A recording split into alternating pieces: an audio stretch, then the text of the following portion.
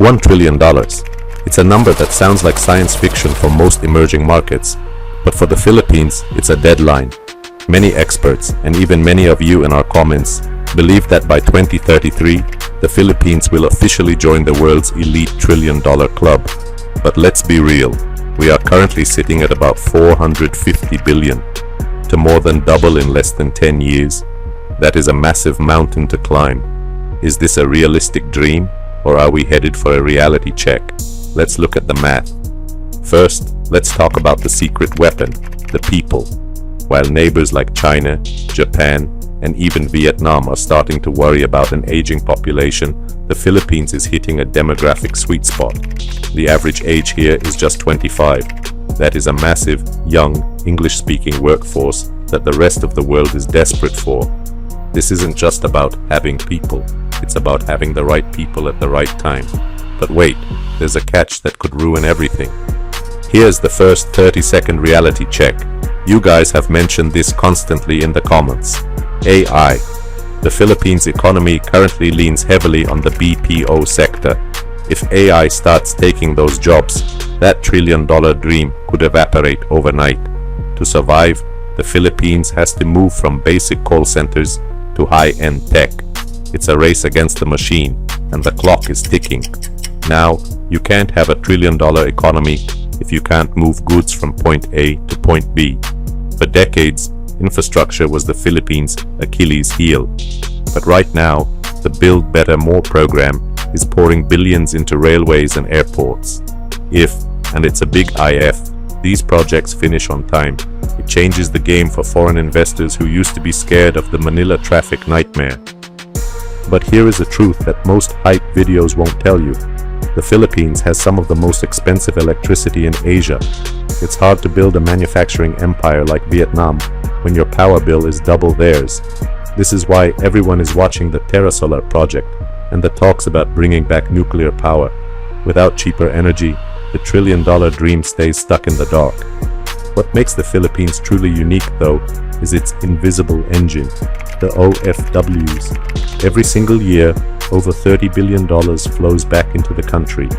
It's a constant stream of cash that keeps the economy breathing even when global markets crash. It's the ultimate safety net. But can a country really become a global giant by exporting its best people? That's a debate we need to have. Let's address the elephant in the room.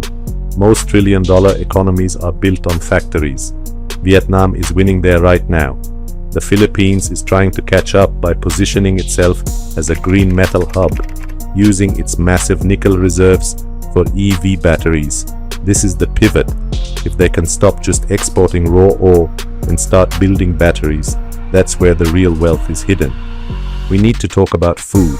You can't have a rich nation with hungry people.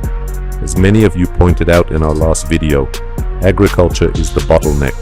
High food prices drive up wages, which makes the country less competitive.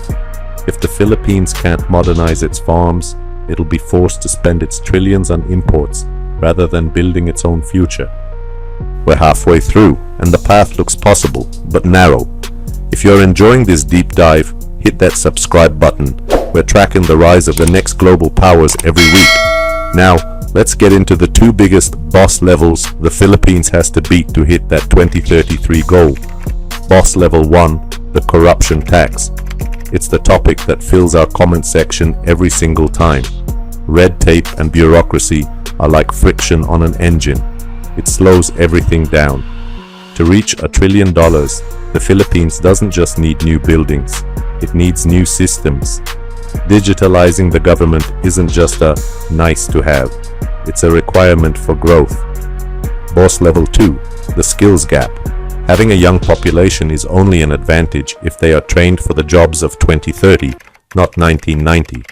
We're talking coding, engineering, and high-tech manufacturing. If the education system doesn't pivot as fast as the economy, the demographic dividend becomes a demographic burden. This is the part that keeps economists up at night. Remember, the Philippines isn't running this race alone. Indonesia and Vietnam are sprinting right next to them. Investors are looking for the path of least resistance. If the Philippines can't offer better stability and cheaper power than its neighbors, that trillion-dollar investment might just take a flight to Hanoi or Jakarta instead. But there's one thing you can never count out: Filipino resilience.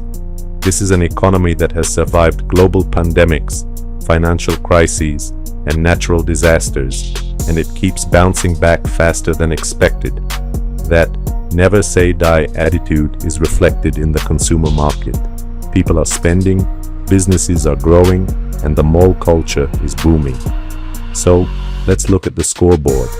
To hit 1 trillion by 2033, the Philippines needs to grow at about 6.5 to 7% every single year. Last year, they hit 5.6%. It's close, but they need to find that extra 1% of speed. That extra 1% comes from the things we discussed: cheaper power, better farms, and less red tape. My verdict? The pieces of the puzzle are all on the table.